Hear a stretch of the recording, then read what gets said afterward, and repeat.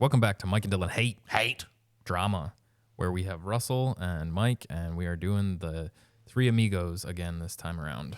Yes, we are doing the, well, I mean, technically that would mean at some point we find a D'Artagnan, and he just kind of steals the book. Mike and Dylan hate drama. It's the Three Amigos, and then they find D'Artagnan. You just go right over top of that intro. It was playing, and you were just... Oh, fuck me. That's why I didn't respond. I was letting the intro play out. I had to cover it up like you always tell me. Roll You're the like, intro again. Double intro time. Double yeah. intro? Mike and Dylan hate drama. Welcome back, bitches, to Mike and Dylan Hate Drama. That was the one we were going to go with, but it turns out that somebody already has that copyrighted. Right. Like, just, I think, I saw this TikTok of this guy. He was like, yeah, I guess he did drugs when he was young, but now he's trying to be a country music star. And Jelly Roll. No, his bio says no AI. And so he releases this song, and it's just like him walking down like a 40-year-old guy. And he's got the tight shirt, tight jeans, cowboy hat on, and he's walking down this path, and he's doing his country song. And the whole comment section is the most hilarious part of it, because you start reading it, and it's like, you know, besides a couple of lyrics, man, this shit is terrible. If you fix or there, one was like, maybe you just need to like adjust adjust the tune a little bit, but other than that, it's a god awful. Like that's the whole thing. And then someone was like, I saw in your bio you're against AI, but dog, I think we'd all be happier if you used it. Yeah, yeah. And there's like maybe AI should take over. Yeah, My favorite part of that though was you were saying like, you know, the drugs when you're younger, and that's the Mitch Hedberg joke that is like the funniest one ever. He's like, I used to do drugs. I still do, but I used to. Yeah. Fuck yeah. I like anytime a drug addict comes clean and they find God. I hate that. I hate when drug addicts come clean and then they make working out their whole personality. Or when drug addicts become clean and then they head up the fucking Department of Human Resources and shit. Health and Human Services. Yeah, Health and Human Services. I hate when that fucking happens. I mean, what's the little crack between the three because of us? they switched all the special education. They switched that to the Department of Health and Human Services instead of the Department of Education. And I'm always I try to be optimistic, and I'm like, well, maybe it won't turn out so bad. But then I watch RFK talk about like autistic kids and shit like that. And fuck, man, he'll talk about it, and you know he did great stuff with Monsanto and all that shit. And I do believe that there is a world if you know the world wasn't ran by just and not even Republicans, just evil rich people. Then I think he would like actually try to do good. I think he had the mindset that he was going to do good, and he got in there. And then the FDA and everybody's like, oh, they'll kill you. Like pharmaceutical company will kill you. You know what happened to your dad and uncle? That's the thing. That's what we do. Yep. And then he's just like, well, I guess I'll fucking change my mind then. But he'll talk about it like it's the autistic kid's fault. And I'm like, dog, autism is, you know, obviously it either happens in birth or very young. Nobody knows. Maybe there are scientists that know. I'm just not looking into science and shit like that. But it's not their fault. Abusing heroin for most of your life, that could be somebody's fault. Because, you know, that's what he did. I used to do a bunch of fucking heroin. Is that why he sounds the way that he sounds? No, I think that's because of GERD or something. Oh, GERD. Yeah.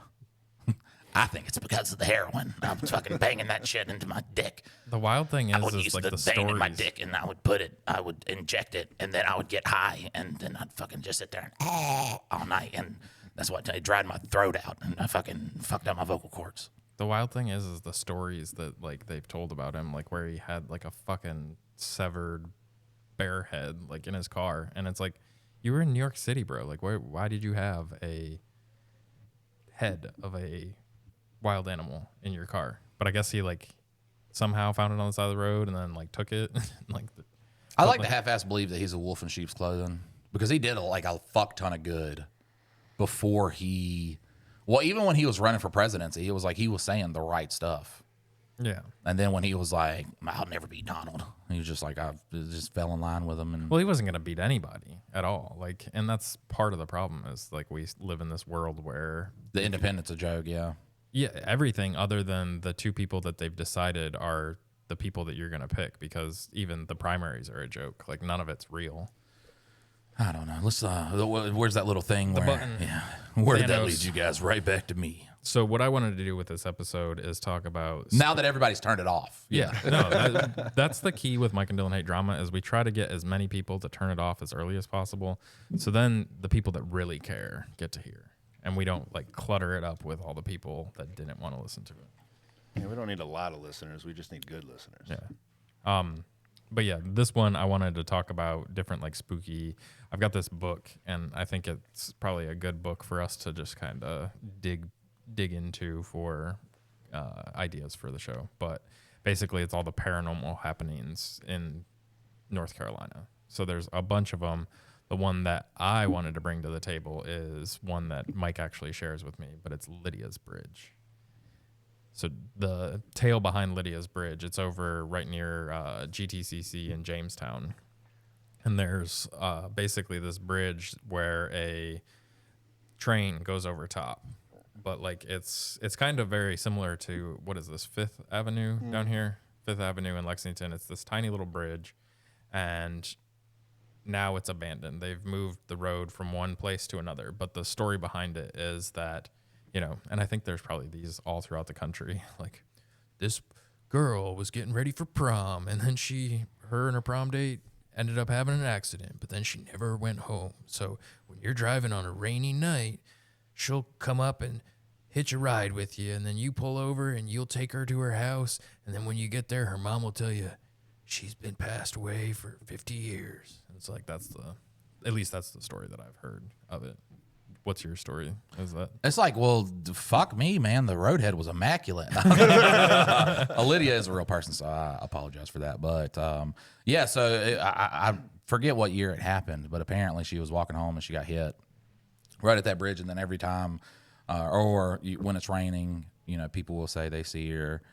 We went when it was not raining, so it was just it was me, my daughter, and then my sister, her boyfriend, and then his son. We all went to Lydia's Bridge. You brought a fucking crew. You're supposed to go there by yourself. That's probably why you didn't see anything. Yeah. Probably. Technically, if also me and my daughter go, then we'll see something. But movie wise, I'll die in that scenario. So that's why I decided to take multiple people. Yeah. So my story was, it was when I just turned 30, broken up with crazy bitch. And so I didn't really have anything to do. It was Christmas Eve, and there's like nothing to do, which isn't a bad thing. Like when I was with homegirl, I had to go to like 15 different family events. It's like, oh, dad, mom, stepmom, stepdad, blah, blah, blah. And like, it was just always doing everything. So it was Christmas Eve, and I was just sitting around. I was like, let me just go to Lydia's Bridge. Never been there. Hopped in the car, went there. And at the time I was like doing photography. So I brought like steel wool to spin steel wool. It throws off the sparks, and I think I could probably get the picture off of Instagram. But I park, and you know, luckily it was a very nothing burger of a night because nobody's out on Christmas Eve, so there was nothing around. And when I went there, I walk up to the opening, and you know, like you have to park off to the side. And then it's almost like covered in woods. And so I snaked my way through. And as I'm walking in with like my flashlight and everything, all I see is like bloody clothes. I was like, oh, this is creepy. Oh, no. And so that's the picture that I took there. That's fucking nasty. Let me see it.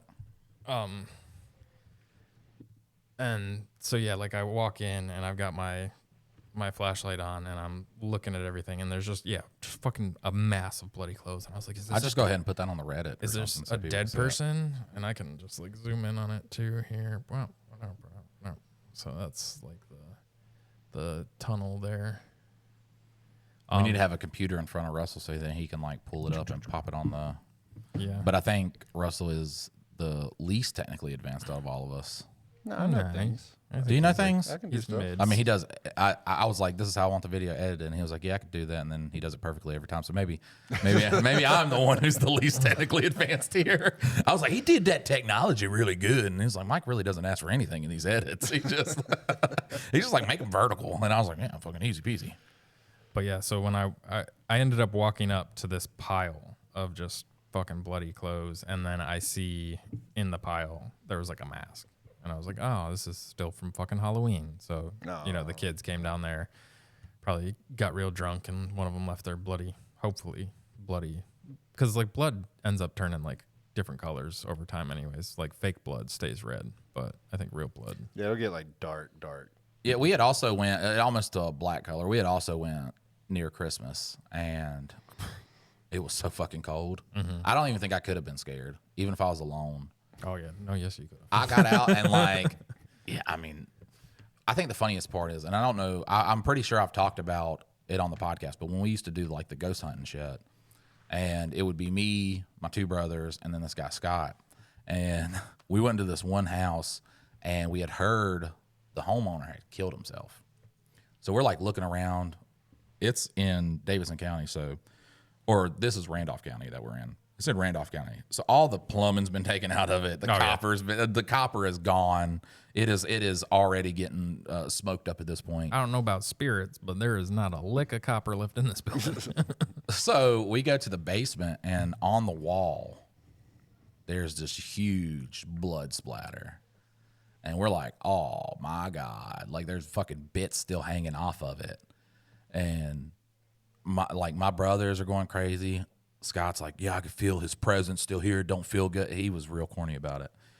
And I look on the ground, and right underneath that blood splatter is some Hormel chili. And I proceed to not tell us all. I'm like, guys, we should get out of here. Like, we got to fucking go. So we start going, and he's like, I feel this presence of a little girl. And I'm like, that's crazy, dude, because across the street, I just saw a shadow of a little girl go across some trucks. So he's like, we got to hurry and get out of here. And he's doing all this, like, empath, and he's psychic and all this stuff. And it was a fun time. But, yeah, we see ghost hunt all the fucking time, man. And that's one thing I do miss. It's fun to do it, like, with bros and shit like that. And I think once you, like, record it and put it on YouTube and shit, it kind of ruins the whole vibe of it, but just being out there, it is fun. Yeah. I mean, we did it that one time going to that factory, and then I had to shit. So we had to hurry out of the factory because the spirit of the shit was, like, working on me. When is this? Remember when we walked down to the movie theater, and, like, as soon as I get far enough away where it's going to be inconvenient for you to have to shit, that's immediately when my body's like, yeah. We have to go now. Let's go. No, that's when we were going in the abandoned buildings. Yeah, that's what I'm talking about. Oh, okay. Yeah. We were ghost hunting up there, and then the spirit got my poop and was like, let's go. Out of all the shit that we did, because, homeless and the ghost hunting and going into different properties and stuff like that, I always was like, today's going to be the day I find a dead homeless person. It's going to be my stand by me moment. Like, I just thought it would happen. Never happened. Yeah. Couldn't stumble across one to save my life. That's because they eat them. I think, I did the episode 13. I talked about the sparkling man. Besides that, I think the scariest thing that happened, to which I did figure out, I Scooby-Doo'd this, is I'm sitting in the living room, and this is when my daughter, or it might have been, let me think of the room layouts so I can accurately tell you which house this was. So yeah, I'm pretty sure it's my daughter. And we have a baby monitor. It's definitely my daughter when she was just born. So we have a baby monitor in her room. And I'm sitting there, and I fucking hear talking coming from the fucking her room. I'm like, what the fuck is that? Because I'm, my wife's asleep. Mm-hmm. I'm at home alone. I go in there, and I'm just like, fucking listening. I'm like, well, okay, so no talking. I go back in the living room. I hear talking again. I'm like, what the fuck is going on? So I go in there, and I just, like, pull up a chair, and I'm like, something's going to happen. And then I just hear, yeah, from her baby monitor. And I'm like, fuck this. Come on, baby. We're going to go sleep in mommy's room together. Yeah. Co-sleeping. Which is hilarious because after she got sick a couple months later with RSV, she just stayed in our bed. But I'm like, all right, now I'm going to. she's in bed with mommy. I'm going to go investigate, see what's going on. And then the best part is the next time I hear like 10-4, good buddy, I'm going down the road, and I'm like, oh, okay, we're picking up truck drivers right now. The first truck driver, I guess, because fucking they kind of sound like this. So I mean, it's either demon or Truck driver. A guy named Daryl. a man who enjoys Marlboro Reds. So good thing it turned out to be the guy who enjoyed Marlboro Reds. Yeah, I remember that as a kid. The walkie-talkies, you'd be able to pick up people talking on the cordless phones, and so we used to do that all the time. Well, my dad had given my oldest brother a base station or whatever, and so they could talk to each other, which is crazy because if my brother called him too many times, he'd unplug the phone so he wouldn't call. So it was really hard to pick up on this too. But I mean, he gave him that to talk to him, and 99.9% of what we did was fuck with truck drivers. Oh, yeah. We just turned to a station. You hear, nope, go to the next one. Go to the next one. And then the shit we would say on that, once we found a truck driver that would answer, the shit we would say on that's fucking good. And it's just like, yeah, I'm beating my dick in the truck right now. I'm beating it fucking hard. And then they'd be like, is this Daryl? Like, who's this on here? And just talking shit, and I'll beat your fucking ass, buddy. They're like, where the fuck are you? I'm like, I'm at the next truck stop. Oh, you're at fucking exit 94 with whatever. I'll be like, yep, that's where we are. Go beat your ass. It was the funnest. Well, I'd imagine a trucker walking around like, Jim, like trying to find you. Yeah. You know what I mean? Like, Mike, where you at? Well, one time too, we convinced a guy that we were Klansmen. That's pretty believable down here. Yeah, it's a different time. So we're sitting there and we're just like, yeah, we, because Dave Chappelle was big too. So we were doing the whole Clayton Bixby shit. And he's just like, he's like, it's not even about like, because he's like trying to like, he obviously would join if he just knew some fucking people in the Klan. I just haven't been asked to the dance yet. And he's like, I'm the first person that'll tell you it's not about, hating on another race. It's about preserving our race. And we were like, damn right, brother. That's what you do. Like, we're trying to, the white man needs to stay white. That's all I'm going to say. And the truck driver be like, hell yeah, brother. That's exactly. We did shit all the time on the fucking CB radio. I remember one big moment too was, I called my dad a bastard in front of his friends. So, because this was one of those moments that was the night that my mom told me that he wasn't even my real dad. Yeah. So, because he had told me that he was going to pick me up too. And I get home from school and I find out that they're there watching wrestling. At this point, stepdad wasn't still in cable, so I had no other way to watch Raw. Also, I wanted to hang out with my dad too. So, next up, Russell, you get to tell your story about your dad not being your dad. Let's let him finish up though first. Yeah. Russell comes from another happy, healthy home. So yeah. there will not be another story. I'm the only one that's just like... If you see a picture of my dad, there's no fucking denying. Mike's got 3 dads, and so he's got all the broken home stories. Yeah, I got if you need broken home stories, I and got mine's it. like, yeah, one time my roommate kicked me out. My dad's like, just come back home. All right, so great. Your dad left you to not watch and I was like Raw stewing on it. So then I got on the CB radio and like I was talking shit about my dad to his friends. And I guess one of the friends called him and was like, hey, your son's on here fucking being putting you on blast. So then he's like, I'll talk to you when I get home tonight. And I was like, I called him a lying ass bastard. And then I'm laying in bed and he pulls up because my mom was like, that ain't even your real daddy. That's pretty much all she said. She didn't even really console me. I'm fucking sitting there sobbing and shit. So I remember I heard him pull up and my mom was just like, just get out of here. Just go on. You ain't going to make it better tonight. Just go on. And my brothers came in. My oldest brother he like comes in. He's like, ooh. He's like, when you said that, dude. And then, because I had turned the CB off.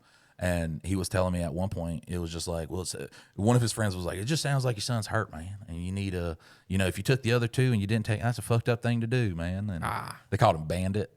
Yeah. Yeah. He's like 400 pounds. You ain't stealing shit. Why you going about Bandit? My brother's name was Daredevil. They all had the coolest names for the corniest people that I've ever fucking met. They're the ones that created the motorcycle. Yeah, gang, right? with no motorcycles. Yeah, they have a motorcycle gang with no motorcycles. I just always imagine their little hangouts. They're just all going around. And then they would tell me stories like, "Oh, we're fucking with this other motorcycle gang," and I'm like, "Probably shouldn't." Oh, they might They actually have Yeah, motorcycles. they probably shouldn't do that because what do? Like they like come up on the bikes and then you see all them come out of the house just fucking coming across the yard and shit. Just they all like walk around one like it. They've got a hobby horse, like the little horse on a stick. And what's so funny too is each member of them, they'll post shit of, you know, keep talking shit about behind my back. You're gonna see what's happening. I ain't ever heard of anything happening. So, it's been quiet on the motorcycle gang front. but they're always like talking shit to people, and I'm just my middle brother. Now my brothers are no longer in it, but They found a way out. Like Yeah. they're not part of the life anymore. Scott, I think he's still in it. Did I they don't have to know. get their back tattoos burned off to, get out of the club? Sons of Anarchy did all that too. What's so funny is all the jokes about that's what really started. Just and they'll be like the cut, you can't, all these rules and shit like that, and But those are real. Like, I mean, technically in real motorcycle gangs, like if you've got the back piece, you have to get it like blacked out. Like if you're part of the Hells Angels or something and you decide to get out, like you literally have to get the whole thing either blacked out or cut off or whatever. But like you don't get to rock the ink if you're out of the gang. yeah, they ain't doing none of that. They don't. No, not then. They don't take it that seriously. I think the funniest moment that ever came with that is I think it's around 2018, 2019, and they're having like this cookout, and they invite me to the cookout. My brother calls me, he's like, "Hey, you want to come to this?" I'm like, "Hamburgers, fuck yeah!" So I go down for the hamburgers. You know, my dad's there, and this black guy shows up, and I'm just like, "Oh." He's not part of the motorcycle gang, all right? And the motorcycle gang doesn't know who this guy is. And I'm just like, okay, well, I guess it's one of my dad's friends. So he walks up, and my dad's like talking to him all nice like, and then his wife comes up, man, and she's like, oh, it's like blushing and shit like that. I'm like, what is this? What is going on here? So I was Wait, like, your dad's yeah, wife? yeah. I was Okay. trying to like get close to that situation, be like, whoa, what is happening? And she looks like a Little House on the Prairies type woman, right? Like, Yeah, she don't got like they- a moo on and shit, and bonnet? Bonnet? No bonnet? It's no bonnet. Okay. No bonnet. When they do their Sunday cult, though, she has a bonnet on. It's so weird. No. I I think could have sworn the one that you showed me, she looked like she was damn near Amish. Was no. the That's look. a different. That's a different family that's in the cult. That's not your dad that runs the cult? No, that is my dad. Okay. My dad is the guy that you see. But the girl that had the bonnet was not. no, that's a your- different. Yeah, his wife is like mostly sick now. Okay. But I just remember that situation. I'm just like, what is happening here? Because like he like kissed her hand and everything. Like she was like blushing and stuff. And I'm like, well, he is like real big. I don't know physically how you could like make love. So you know what I'm saying? If there's a situation for it, maybe that's their little situation. All I know is you better not get into an argument with me because that's the first thing I'm using, buddy. That's the first thing I'm going for. So you didn't get the details of it? Nah, I tried to get in close and like lean in and hear. They actually did have another black guy that was, and In the gang? I think him and one other guy were the only two that had motorcycles at this point. Because at this point they had a pretty large, but it was like 20 deep. How do So, you get people to join a motorcycle gang without motorcycles? I don't know. I don't know how you get a cult. I don't know how you do any of that stuff. And shouldn't, with any of these things, you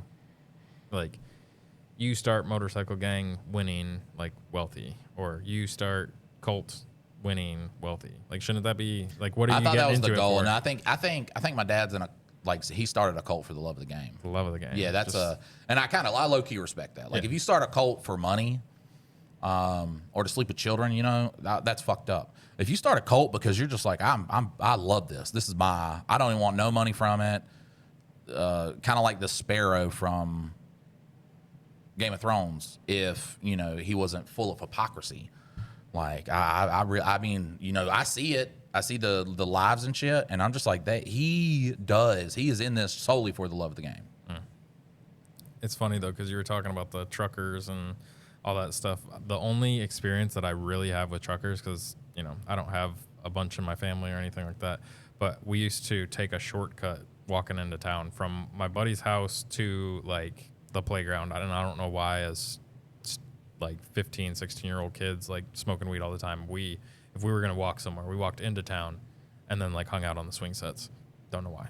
But in order to get there, you'd either have to walk like 7 miles this way, or you could walk like 5 miles going up the highway. And you never trust anything on the side of the highway, because while you're walking up the side of the highway, it's nothing but like porn boxes, those like drink containers filled with piss, like just the most random gross ass shit littered all. And like, I've never seen so much porn in my life as walking up the highway, because I guess back in those days, like 2004, 2003, like they had all the porn stops along the way. Wherever the truck stop was, there was a porn store, and they've got their little DVD player, VHS player inside their truck. So it's just porn box, porn. I was like, those are some interesting titles that these guys find at these Butt Pirates adults. 4, Digging in Me Booty. Yeah. Dude, the best one I ever saw was Clit, Eastwood. That was a good one. Is it a Western? Yeah. Like Dick's as Well, we had Dick's as guns? when I used to do stand up, we were at the Idiot Box, and there was a comic. It was an old crackhead comedian named Lolo. Doxed him. He had a wife, Big Judy, and he came up there and he had a literal, like, you've seen 40-year-old version where they've got the literal box of porn. Yeah. He looked like it looked exactly it was a big old box of porn DVDs, and he gives it to another comic, and so we're all outside after the show, and we're, Clit Eastwood, we're all ha laughing at these titles. And so, he's handing them out. So he's still got the box, but there's about 8 or 9 of us. And we've all got multiple porns in our arms and just laughing about it. And then about 4 Jehovah's Witnesses come up, like in the suits and everything. And they're like, we just want to talk to you guys about Jesus. And they're giving us all these pamphlets. And the dude holding the box is like, oh, thanks. And then just sticks the pamphlet right in the box. Oh, fuck. And so we're laughing and they're walking away. And we're still giggling about that we're holding porn while we were getting preached to. And as we're talking about it, a car at an intersection, car pulls up at stoplight, rolls the window down, yells something, throws a water balloon, hits us with a water balloon, and drives off. And we're all comedians. We're like, no one is going to believe this story. Right. Because every bit of it is just ridiculous. Outlandish. Have you ever had anything thrown at you while you were walking down the road? Motherfuckers, yeah. Bro, I got hit with a fucking big gulp, like one of the monster ones too. And this was back during my night phase. And I could not handle my anger. And I'm just like walking. I'm like cussing, like walking down the road. I'm so mad. There's nothing I can do. Yeah. Not a damn thing I can do. And looking back on it now, it's just like I shouldn't even have got mad about the whole situation. But yeah, that and a big gulp, 35 miles. Because I mean, whoever threw it, accurate. Oh, yeah. Good on you. Like you obviously have some kind of athleticism, natural ability. I hope that you use that for good. But I am walking down. I think it's Surratt Drive in High Point where you turn at that fucking speedway. Yeah. I'm walking down that, and that is a long road. I'm walking to my grandma's house. I'm like 2 miles down this road and then had to walk all the way there. And it's only fall, so it's not super cold, but it got a little bit chilly, and I'm covered in An chill icy wine. beverage. And that bitch was full, too. Like, I know, like, respect, though, because to hit somebody with a full big gulp that you just bought, because I know you bought it to drink it. You didn't buy it because you're going to be like, oh, I'm Yeah, but I mean, 79 cents. So, like, that is back in the day where it was like prices were good. You could just stop and get another one. Easy peasy, lemon squeezy. He's got like 8 big gulps in his car. Just ammo. Just throwing it at everybody drives by. I think the funniest thing, too, is when I got hit with it at first because it hit me hard in the back.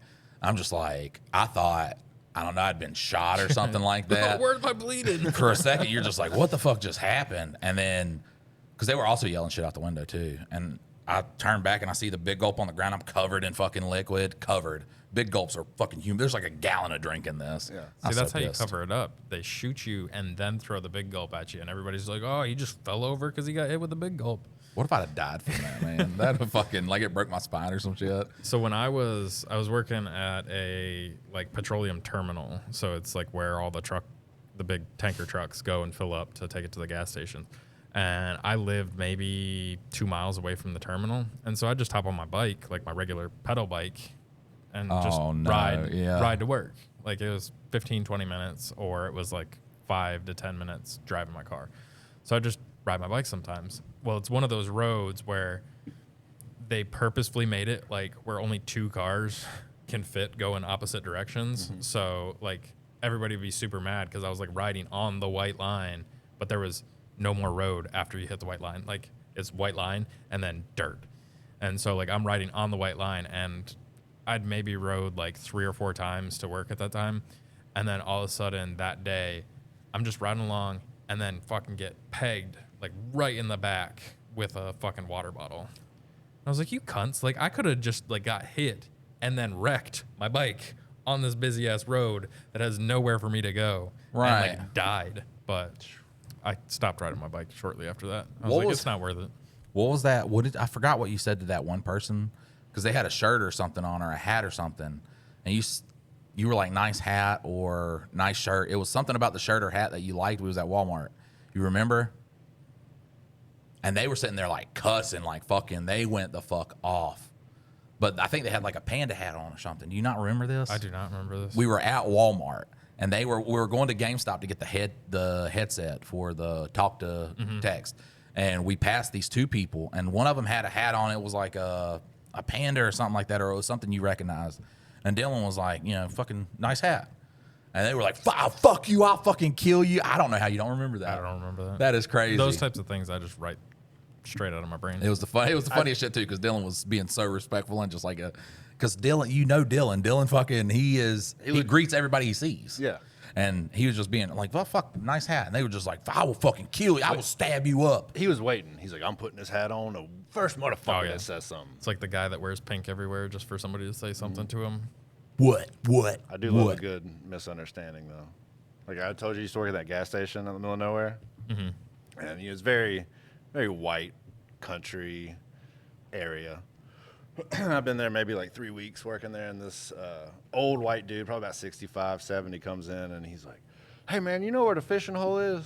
And I was like, man, I just started working here. I don't really know exactly where it is, but, it's that time of day. If you wait about 10, 15 minutes, all the locals will start coming in and getting off work, and you can ask one of them. He's like, all right, cool. So he's sitting outside waiting. Truck pulls up. Out comes a black dude, about 40. He starts walking over. The old white guy looks at him and goes, hey, man, you from around here? Black dude's shoulders got all tight, and he goes, yeah, I live around here. Why, what's up? And the white guy goes, well, I'm just trying to find a fishing hole, man. Is it down here or is it down there? And the dude's shoulders dropped. He's like, yeah, man, you just go down here, take a left, take a right. I'm inside dying. What you doing around these parts? The black guy's like, here we go again. Doing it another fucking week. And he's just like, yeah, where's the fishing hole at? That's how it should be. The second part of that interaction. Don't y'all love this scary episode? Oh, yeah. We've told 1 to 2. I did. I told mine. All I right, got Russell, mine let's to get a the table. spooky story from Russell. I think Dylan knows. I don't know if you know this one. We were talking about technology earlier, and you're like, I don't know if Russell's good at technology. Well, I used to have glasses, and I used to get acid from this guy, and for some reason, I guess he thought I could work on computers. So he's like, hey, man, you come over to my house, fix my laptop. I'll give you some acid. All right, hell yeah. Bet. So I go over there, and my girlfriend at the time, she's just like talking to him where he's not, like, his back's to me, and I've got my phone out, and I'm Googling everything. Right, the Googling how to computer fix it, yeah. So I fix it, and then at the end, he's like, you think you can get my pictures off my phone onto there? And I'm like, oh, this guy doesn't know anything. Yeah, what he's doing. anything. So we fix it, and Pokemon Go was real big. Maybe like 2 months into Pokemon Go. And so me and my girl both take a tab, and then old boy from down the road, you know what I mean, he was our trip sitter. So we're going around, and there's a group of about 9 or 10 of us. Me and her were the only ones tripping, and we would go to the cemetery, and they had 7 Pokestops and a gym in the big Lexington cemetery. Yeah. And so we'd be out there every night, and people would be like, man, it's spooky out here. And I'm like, man, grow the fuck up. Like, it's a graveyard. Like, I know it's the middle of the night. Who cares? They're dead. They're not going to do nothing to us. That's how I felt every time, except while we were on acid. We walked through the threshold, and I immediately started sweating. And I'm like, I just feel weird. I feel creepy. Like, you feel like the weight of like a spirit or something on you. But I'm trying not to say anything because my girl's tripping too, so I don't want to freak her out.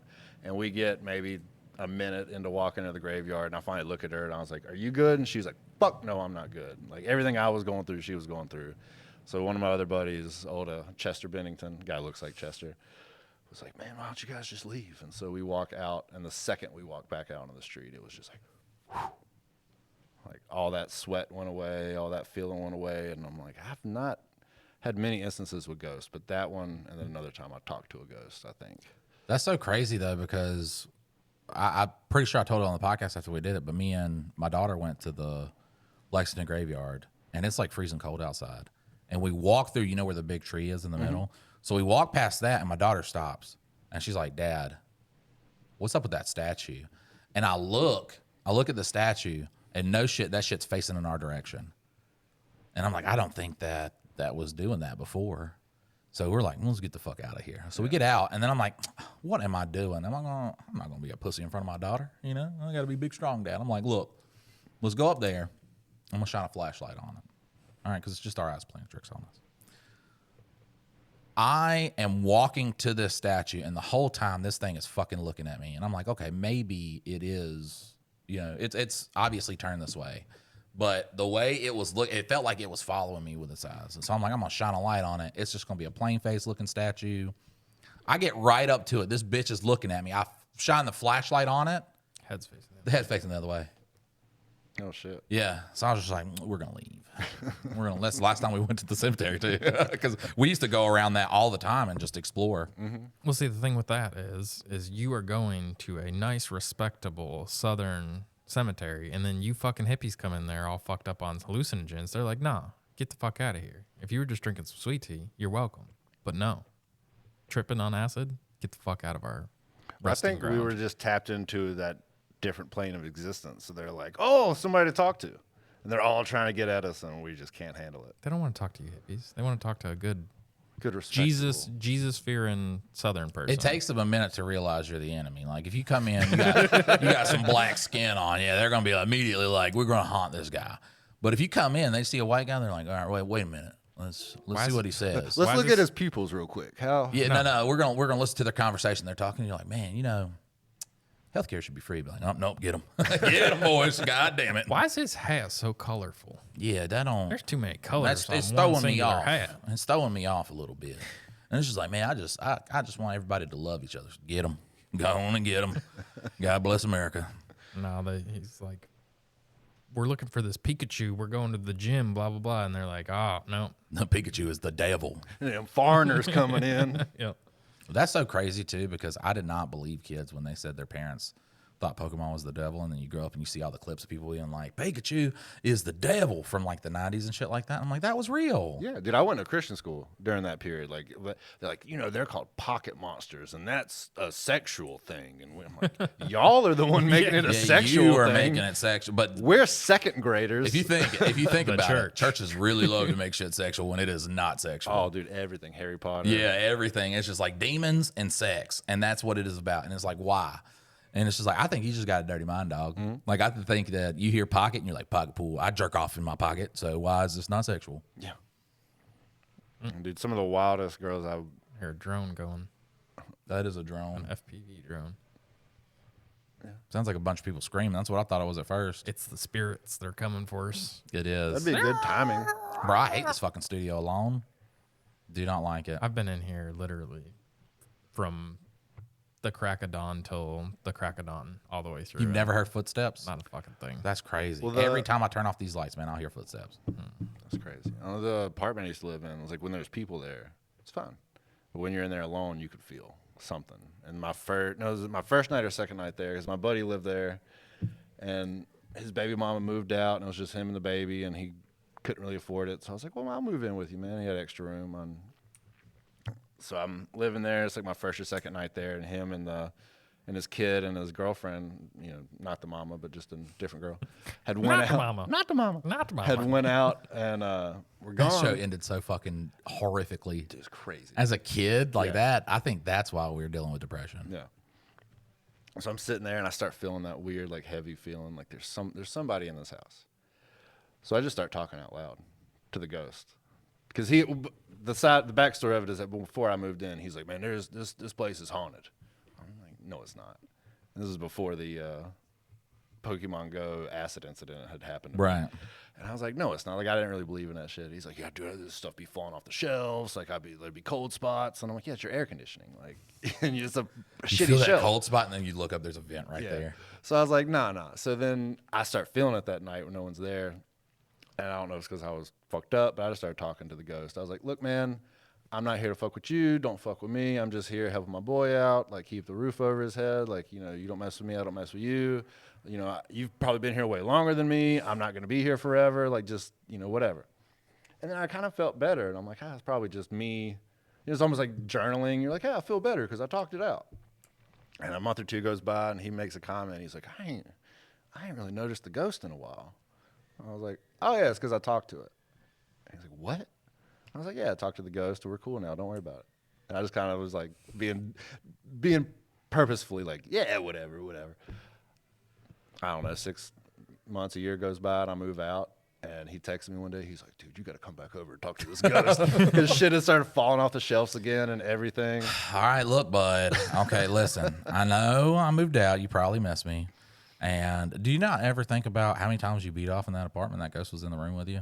That's probably why he calmed down. I was beating off a lot. Right, yeah. So he was just like, fuck, dude. Was this in anal fissure territory, or did he get a view of the butthole and all that? Or It was this during pre- the 6-year period, but no, it was during a spot a where dry I wasn't. spell? Yeah, dry spell. Maybe for he my was butt. just like sitting there anticipating. He's like, I know this is going to get juicy. It's going to get good. Just waiting for it to stop up again. Technically, you're never supposed to talk to it, though. It You're worked not for me. supposed to talk to a ghost. Why? Because if it's I something mean, else. who gets to create those rules though? If it's something else, then it turns bad. It's like, me and my daughter went to the lake, and I didn't notice anything because, I'm just like, I'm ready to get in the water. It's blazing hot outside. And she's like, well, how the fuck is that water so green? And I look, man, and that shit is fucking neon green. Looks like toxic waste. Yeah. So I'm going to Google it. And it was like, absolutely do not swim in that. There's like 4 people in it, but it's like, absolutely do not swim in that. You get all sorts of like infections and shit. It's algae overgrowth, and it stops oxygen. So everything in the fucking lake just like festers while that's happening. All the bacteria and shit just grows, and it gets nasty and shit. So we ended up just going to the pool for a couple of hours, but I would not have known about it. But it's like swimming in that. I could have swam in that and nothing happened. Yeah, okay. probably. But I could have swam in that and something could have happened. Yeah. I mean, So- you could drink tap water and you could die. You could drink your Propel and literally get poisoned. But you know what I'm saying? Like, I think with ghosts, maybe you got like a higher chance of it being like a demon or some shit. Just out of my ghost encounters, a lot of it I felt like it was like There was demons. demons. There was demons there for sure. I'm sorry, you can't. Like a lot of shit, like with Scott doing the whole, I can feel the ghost and shit, and a lot of ghost hunters too, man. I'm just like, this is bullshit.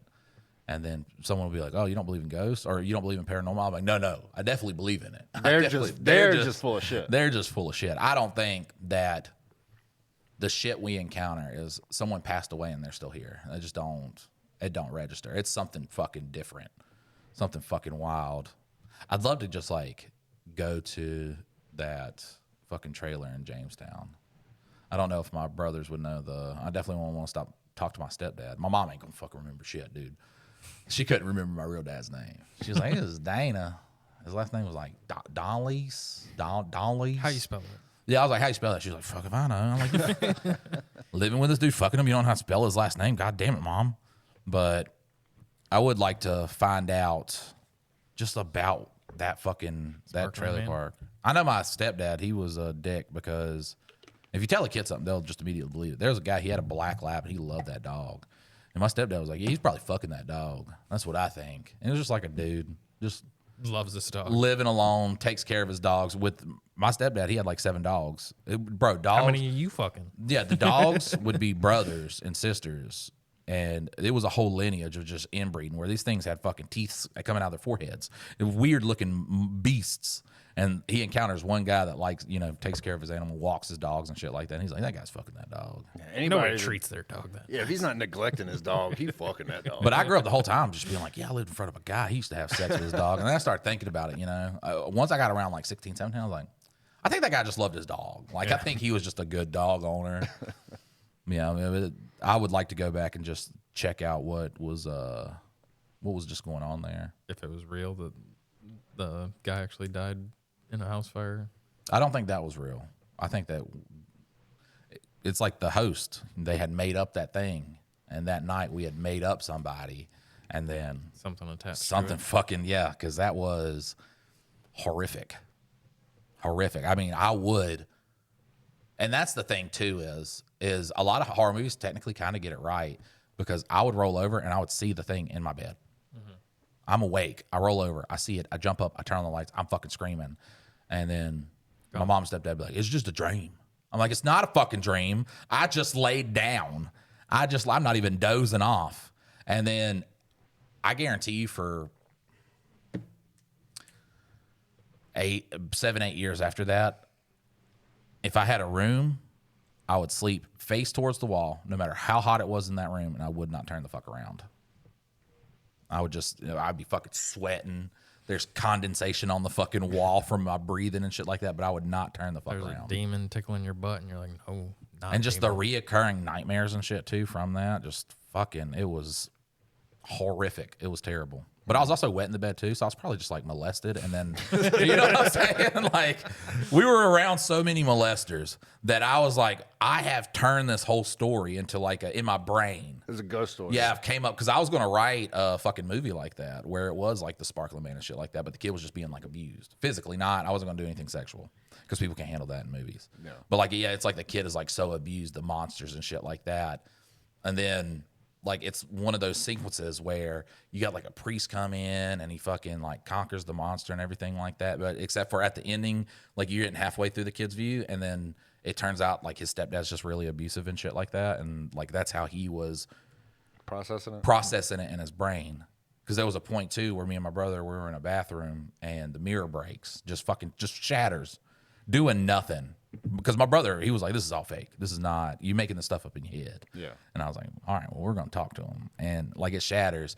And just like I go back and talk to my brother about that. And he's like, oh, no, that remember like he was fucking, he had hit you in the face. And then he was like trying not to hit you again. So he punched the fucking mirror. And the whole time I was like, it's a ghost doing it. My brain has blocked it all out. Oh, it was your stepdad? No. I'm saying like, that's That would why, be what would that's why I happen. was like, I don't want to dig too deep into it. And it was just like, you know, the real memories come. And I'm just getting molested all the time. Like, fuck, man. Like, they were taking turns on me, dude. I see you over here writing a script and you're just sobbing the Yeah, whole I time. remember everything. That's why they're like, you should go to one of those hypnotism. I'm like, I should not. Well, that was the thing. I'm Is sitting there. Papa, no. Mike joked about. Have you ever told Russell what your papa asked you riding in the car? Oh, I know, yeah. I know you've told the podcast. But Yeah. So he was just like, you know, what would you do if a grown man asked you to suck his dick? Yeah. Oh, yeah, man. My grandpa was a prolific child molester. And I used to have a stand-up bit about it because I told him, I'd be like, I don't know. I'd probably call 911. And he didn't do anything to me, which fucking begs the question, what the fuck did my siblings answer? But then we joked about how he had friend zoned his grandpa. Yeah. Because, dude, look, man, like people don't understand this. Besides the molestation, put that aside, okay? Take the molestation. We don't even think about that. Awesome pawpaw. Like, great pawpaw. When he was dying, literally conflicted. Because I'm just like, man. But at this point, all the shit had came out. Like, all the fucking shit had came out. And, like, he was a reason that my fucking uncle drank himself to death. Horrible dude. Fucking. And there's probably so many victims in High Point, North Carolina. Holy shit. So many fucking victims of this guy. And I'm just like, man, damn. Pretty good pawpaw. Like if you could just take that and be like, that didn't happen. Pretty good pawpaw. My uncle too, dude, on my dad's side, prolific child molester. Like when they got him, because his new wife was like, there's something, I married him and there's something weird with him. So she set up fucking cameras to catch him. And he was molesting his grandson. Holy shit. Yeah. And my dad was just like, well, you know, they make this up. You know, they try to trap a good man and make it up and shit like that. So then he goes to court and they play audio from the fucking thing, and you hear the kid going, you know, no, papa, and shit like that. Fucked up shit. Look, I'm sorry. I'm saying it on here. It's fucking rough. My uncle deserves to fucking burn, like, for this shit. So then he had changed his viewpoint on it, and I was like, look, see? He had some proof, changed his viewpoint on it. Literally, a couple months later, he was just like, man, yeah, I can't wait until my brother gets out of prison. I hope they don't give him a long time. I'm like, what the fuck? And he was, you know, just ask for forgiveness from God. No.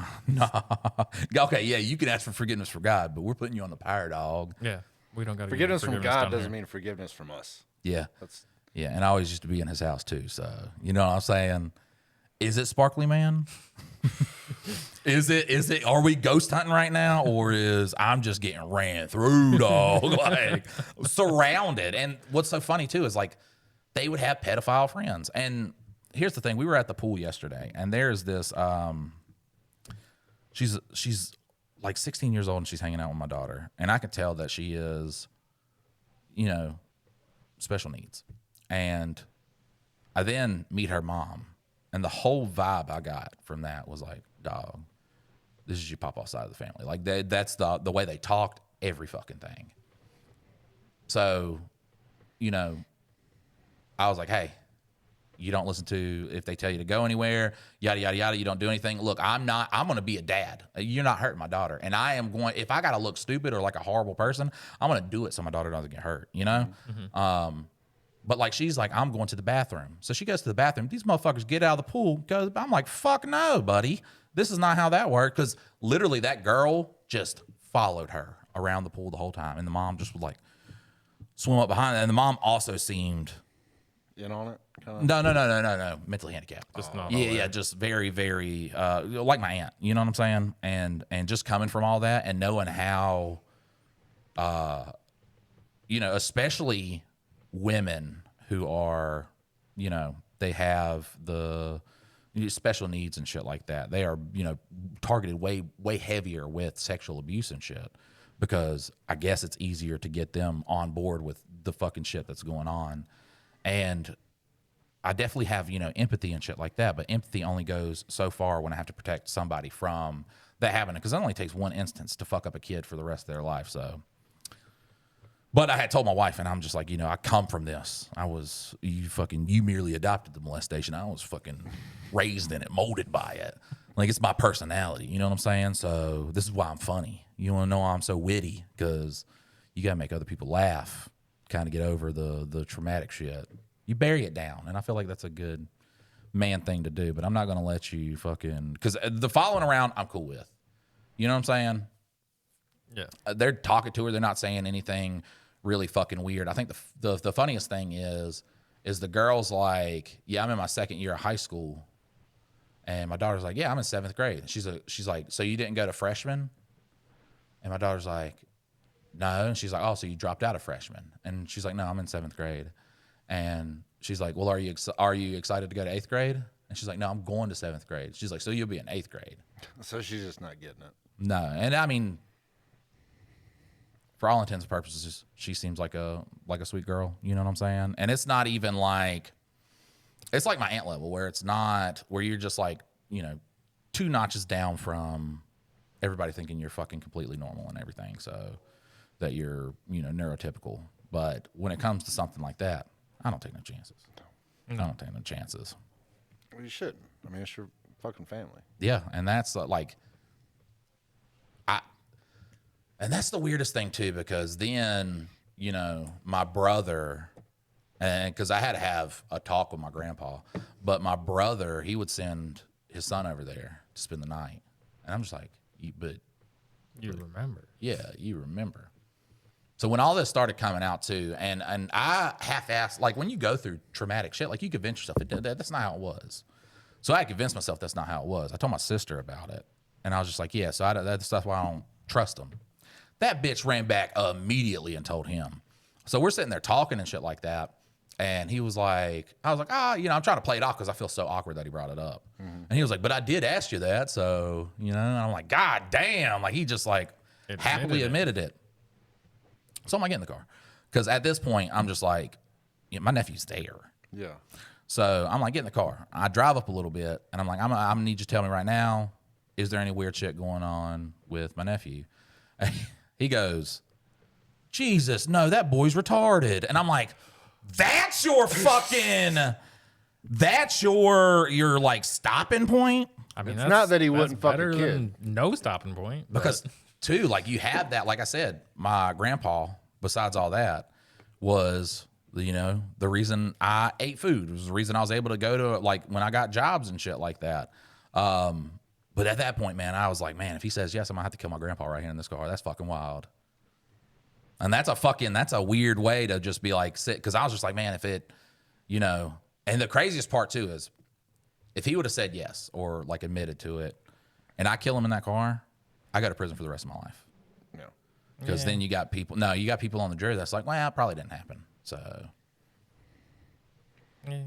So I mean, you just get enough of your family on the jury. They defended the fuck out of that to this day. To this day, my sister's like, you know, that's my dad, and I love him so much, and it's been all these years since he's been gone. And I figured it out. You didn't answer that question correctly. He just knew that you were you got a touch of the special. So yeah, he saw it. He saw it in my face. He was like, I'll probably call a police officer here. Yeah, I like to think like, because I was like, I'll call 911. Like, what the fuck? Because I was taken aback by it. He had that exact same I'm like, conversation. whoa, gay dude. Hey, gay for asking. I'd call the cops, but I was probably like, I'd probably call a police officer to come down. And well, it was also, you know, in that time frame, you were out there doing stand-up routines in front of Walmart. fuck yeah, yeah. I mean, That boy's special. Yeah, he was like, that's the only way. That's the only reason he'd do shit like that. Yeah. But yeah, horrible monster. yeah, Monster of a guy. So not funny, but you've made light of the scenarios. that's all you scary. can do. I mean, I'm not gonna Yeah. let that shit control me. No, Like, I'm not gonna let that shit destroy my life. And it's like on Father's Day I had posted. I'm gonna read y'all the post. Never mind, my phone's down there. I'm not gonna read it. But it's like, you know, I think Father's Day is pointless because, you know, my kids and my wife, they make me feel loved and appreciated every day. But I was like, but I guess I'm one of the lucky ones. So happy Father's Day to the unlucky ones, and you deserve to feel appreciated. And it's just like I could have grew up and ended up essentially like my family, because all of them is just like, well, I can't do this because of this, and I can't do this because of this, and it's like, well, I do this because of this. You know what I'm saying? In spite, like, Yeah. there's When nothing times that's gonna get stop hard, it. I don't quit, because how many times could we have quit and people have been like, yeah, that's a good quitting point. How many days in the past 3 years? That's a good quitting point right there. But I didn't quit because it's just, and I think if I met a 21-year-old who's just fucking up, you know what I'm saying? And they're like, I went through all this shit. And that's a kid. You know what I'm saying? Dog, if you're 35 and you're like, hey, I can't do this because of this, and I'm just like, wow, that's your life then. Well, that's the thing is I have nothing but sympathy for people that have been through that trauma and they kind of can't get over it because that's how their brain's wired, unfortunately. But when I see somebody like you that's been through that, and I'm like, man, Mike don't give a fuck.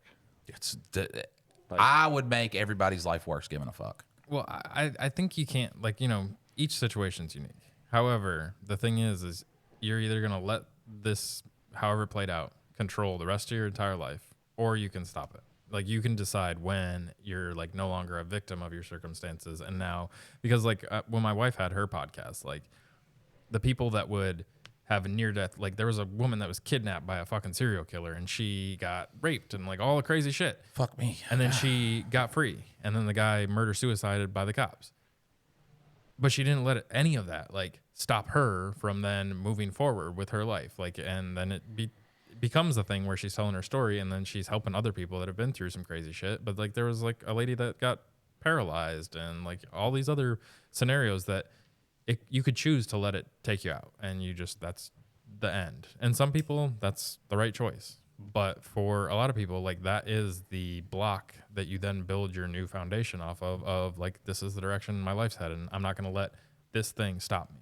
And but, like, that's the one thing is there's a lot of people with not super traumatic things that they are letting stand in the way of them doing the things that they want to do because they use it as an excuse rather than a building block of, like, I'm going to achieve something in spite of that, I'm not going to let that stop me from doing it. And that's the thing is, like, you listen, excuse me, I hear Mike telling these stories and how you've moved on, and then, like you just said, I've met people that have had way, way less traumatic experiences. Like, oh, my dad was a little mean, and he tried to encourage me to lose weight, and it gave me body issues, and now I'm 40, and I still hate my dad. And I'm like, well, what else did he do? Did he, like, hit you? No, he just wanted me to lose weight.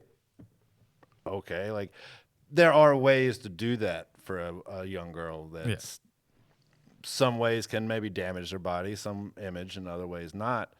But if that's the worst thing your parents ever did to you, I'm like, I don't ever do Olympics with anybody. Like, some shit like that. Like, the way she's telling it to you probably is not the way that her dad brought it up. You know what I'm saying? And that can fuck somebody. That's just a... Well, no, I'm not saying it can't fuck you up, and I had sympathy for the situation, but it is the thing of, like, okay, I have sympathy for you, and this is a shitty thing that your dad did to you. I hate that now you have body issues. but we're almost 40. Like Right. there is a point where it's on.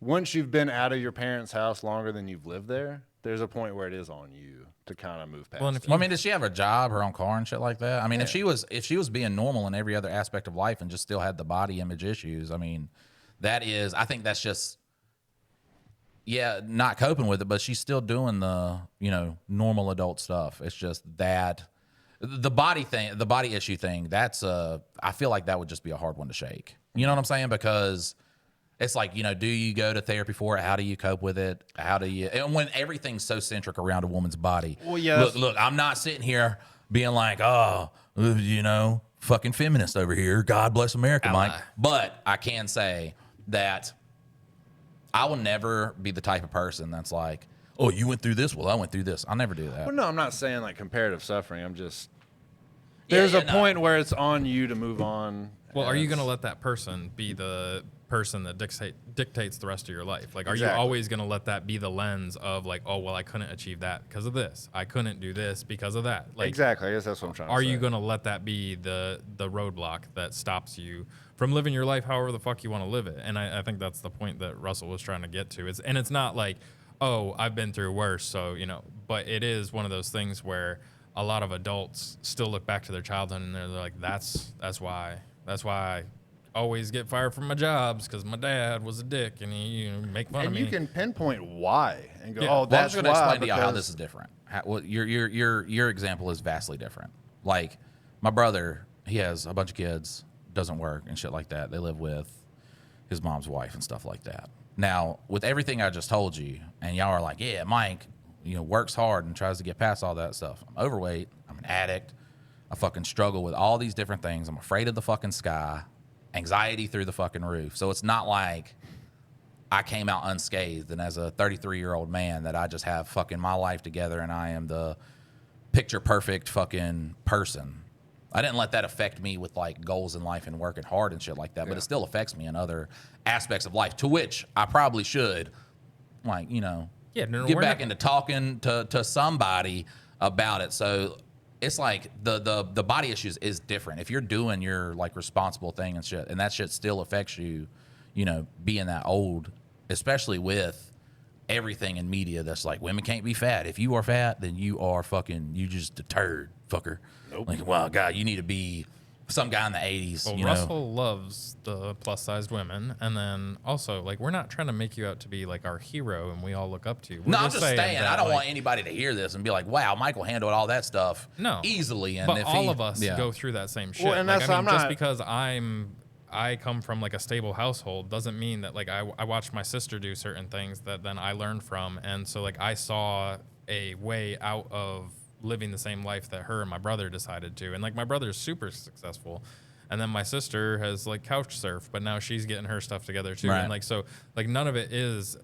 It's all how you then want to utilize it. Like, yes, you've got tons of other stuff that you got to work on, but none of that is it's not dictating who you are. You're not letting that like define you. Most of the stuff that you were talking about is all drug induced. And so like, yes, you had drug problems and then they cause the anxiety and the fear of the sky and all that stuff. So like, that's all drug induced. fucking tramadol, man.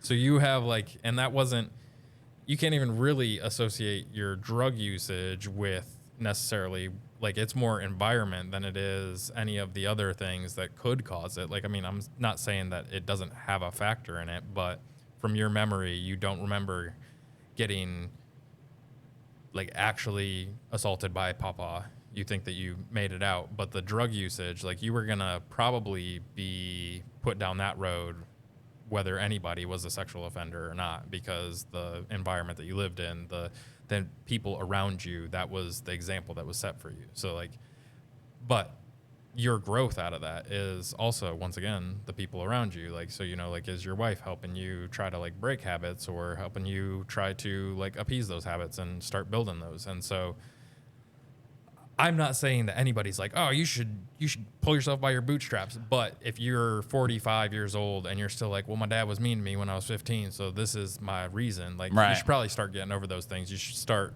being responsible for yourself. Talk to a therapist. Talk to whoever can help you get over them. But like, 15-year-old you and your dad was a terrible dad, whatever. does not excuse 45-year-old you who's shitty with relationships and Yeah, treats my people thing bad. is too is like mine. If I saw a therapist, it would fix nothing. I have to see one of them psychologists so I could be like, hey. So there's this thing of when I look up, I get scared. So how do we fix this? Yours needs like psychedelic therapy or like fucking cognitive behavioral therapy. Like there's a plethora of things that you need to deal with for that. Well, I mean, I did therapy. So therapy helped zero. And I was like, why is it not helping? I feel like this should like help with the sky shit. I am concerned about nothing other than that. Because right now I am essentially locked in a box of, the area that I live in. I can't leave. So, and with all the other stuff coming on, it like does wear on me. And then I don't want it to also then affect my family where we're not going to the beach. We're not doing other stuff because I'm locked in this I'm sealed in Davidson County. Yeah. And a little bit of Guilford County that I could go in. So next time Russell gets some acid, he's just going to go ahead and take some with you. And then you guys are going to go to that cemetery and you're going to talk to that statue. And she's going to lead you on a journey to try and figure out how to solve your fear of the sky. I want to talk about the fear of the sky first. Like, I think that is something we've not really dived into. Because here's the thing. Even when I was younger, I did not like fireworks exploding in the air. And I did not like going into a building that had really high ceilings. Outside didn't affect me at all. So it was always like a fear that I had. It's like it feels like a reverse fear of heights. You know what I'm saying? I fucking hated it. And it all started when I was like 5 or 6 years old. Why are you smiling? Go ahead. When I was like 5 or 6 years old. I think you need to say what you were going to say. Yeah, say what you're going to say. I'm just thinking, your grandpa just had Chicken Little on in the background while he was. I don't think Chicken Little was out at this point. That could be. So here's the thing, too. Here's the thing, too. Look, we're going to have. Y'all are going to be like, oh, why would you tell this story? But calm down, all right? So I had a reoccurring dream where I was raped on a slide. And all I remember was, yeah. All I remember was like looking up at the sky, too. But then I had a dream, and this is like around that time, because I would have like reoccurring dreams, and which could have been, something happening to me. And there's definitely times that happened to me where I do remember. So, you know what I'm saying? Not like I just blocked everything out. But I was asleep, and I wake up, and I'm in this huge field, and it's night, okay? And there is not a star in the sky, but there's this fucking weird-looking fucking phoenix thing, and it's like made of almost like fireworks. I don't know what the fuck it was, but it like was like dancing in the sky. I had never seen anything like this. Like, no, I'm like, where did I get this from? Because I tried to think of movies back in the day where something like this happened, but I couldn't fucking figure it out. And then I would have dreams where I was like in clouds and stuff, and I'd see that same fucking thing just like fucking spinning and turning in the sky. And I don't know, just like after that, I just always had this weird fucking thing with the sky and shit. I don't know. So is it? I mean, that aside, like when you go outside and you look at the sky, like what is it? An irrational fear? Do you have actual legitimate fears? So when I go out the like side and I something look at the sky, happening? nothing. It's nothing. Like Okay. it's only when, like if I'm in a car and I look up, then I start to feel it. If I get into a big city that has big tall buildings that are in the sky, then I'm like, this fucking sucks.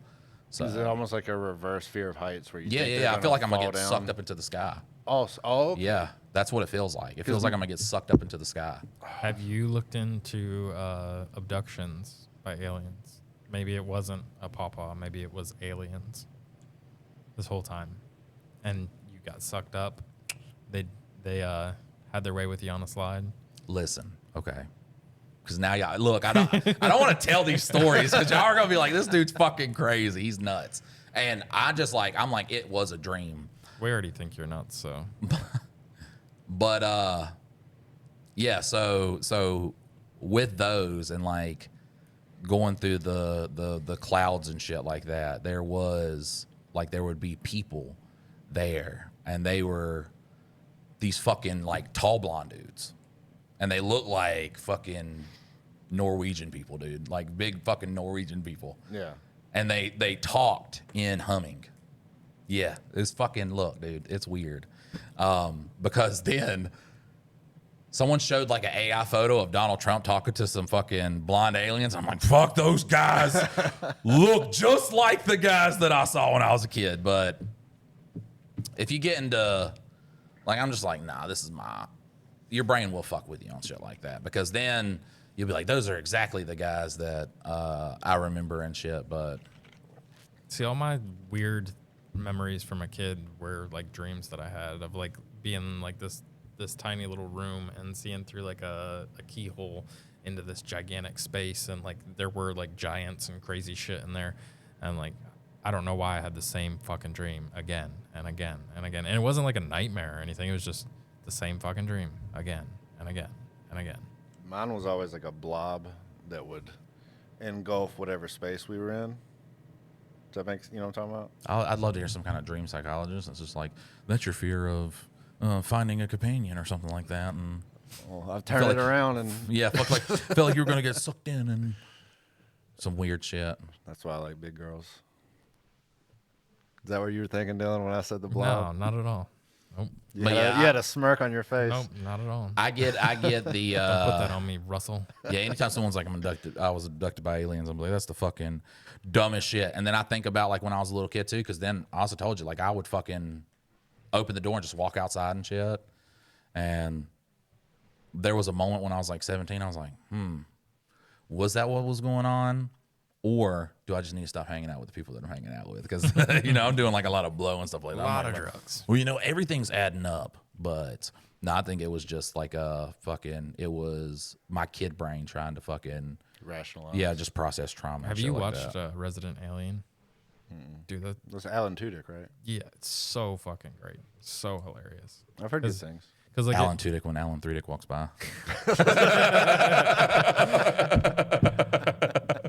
no, it's just wild, like the way Yeah, that like all the you got the Greys and they steal kids, and then you've got the avian, like so the bird like aliens, and all of them have like different wants and desires, and they all come to the Earth to extract people and do experiments and do all this other stuff. But it's hilarious, and that dude he plays the best alien in the world because Who? Alan Tudyk. Oh, okay, yeah. because he's just like so awkwardly. Didn't you say you'd never nails seen it. Tucker and Dale versus Evil? Oh no, I've seen it. Oh, okay, cool. Seen it a few So times. fantastic. You were talking about something you haven't seen. I forgot what movie it You was. should watch Resident Alien though. It's hilarious. It's a series? Yeah, and I mean it's not like it's a very just good Like it's, Ted Lasso? 'Cause it just It's wrapped up, didn't it? Like they just canceled it or wrapped it up. Yeah, I think that I don't keep up with it. I like popped up on one of the streaming platforms, and I got to watch like the first season, and then I went and found it and watched the rest of them. But yeah, no, it's like Ted Lasso's. I don't know. That one's like a cool show. Like it does have like a really good message and shit behind it, and like it is. I enjoyed that one a lot. Emotional roller coaster type thing. This one's more like Scrubs with aliens, kind of. fuck yeah. Like, And but it's was it on? Netflix has like, Oh, I I think never like see 4 it. seasons of Yep, it. I'll never see it. I think I did see a good joke from there where the little kid is telling something to the alien, and he's like, "I just told her, and well, did she tell anybody else?" It's like, "Well, she swore to Allah that she wouldn't," and he's like, "Allah knows." Like he doesn't know that it's a god. Right, He thinks yeah. it's just another dude. But, yeah, no, I need to check All I that out. knows. That's That's it. It's a good It's series. a pretty good one. It's funny how we talked about spooky shit, and it was just like, I was molested. And now alien abductions. and now alien I abductions. think it was like 20% spooky, 80% or 75% molestation. And Yeah, I then- had other reoccurring dreams, and I know where this came from. But dude, the Crypt Keeper from Tales from the Crypt. Oh my God, I used to have reoccurring dreams about that motherfucker all the time. So And- creepy. No, this was from when I lived near my grandma's house, because my grandma's house was right there, right up the road. We used to live in the house that was directly up from there, and this was before my dad had left. So they would watch Tales from the Crypt, and I'm like, Theo's age. I would always run out of the room because the Crypt Keeper popping out of the coffin would scare me. So this motherfucker held me, and my brother fucking came by and did my eyes like that. So What I a would dick. watch. Yeah, man. So I would watch the fucking Crypt Keeper pop out and fucking. I feel like I am a little too easygoing with scary stuff with my daughter. I mean, she's 5, and like she likes to watch, like she's back into Halloween now, so Halloween's everything for her. But she'll watch some crazy stuff. Like she watched It and It #2, and she was fine with them. But then she tried to watch Chucky, and I'm like, maybe not Chucky, or Child's Play. I always show bloopers or behind the scenes. Like if something affects her, that's what you, because I do that. Like me and Lydia were watching Host, that one, and that one was getting fucking intense. The Asian one? No, the one on webcam. I don't think you've seen this one. This might be one of the. You need to watch that. It's fucking. Maybe we'll watch that. It's like an hour. I think it's like an hour. Yeah, yeah. It's a very short movie, but it's good and it has good ambience and shit like that. And she was like, I can't watch any more of this. So I was like, yeah, fuck me neither. So good thing you're tapping out. So I ended up finishing it. But then I was showing her bloopers or something. I don't know if it was Host or like another horror movie and shit. I think it was like the behind the scenes of like It and Pennywise and shit. But that's what we did when she first started. Was like, I want to watch horror movies. She would watch it, and then I could see she's like, this shit's fucking real. So I would just show her like bloopers of whatever behind the scenes of whatever movie that we were doing or watching. Because that's a good thing too. Is back then they would always do that shit. If you bought like a fucking VHS or a DVD, or especially when DVDs came in, you could just get behind the scenes commentary of the guy playing it, and it was like, I was fucking hot right here. I was dying in this fucking Yeah, Host was a crazy one. That one was fucking rough. I hadn't seen that. There's an Asian one, a Korean movie I think called Host. That's like more of a monster movie. That's with the big fish tadpole looking thing. I think it's the guy that directed Parasite. Yeah, that one fucks you up too, man. Because every time you're like, oh, this is going to end in a happy way. It's like, nah. Nope. No, this does not end in a happy way. It's a big monster. What are you going to fucking do against a big monster? Get 8. The thing, when it's fucking running across that beach, dude, they had that shit figured out. Yeah. Like the fucking effects on that. That's a good. When it's hanging under the bridge and you just watch it drop off the bridge, when everybody's fucking sitting there talking and they just got it in the background and you see it just fucking. You're like, oh shit, you never seen that? Fucking amazing. Have you seen Train to Busan?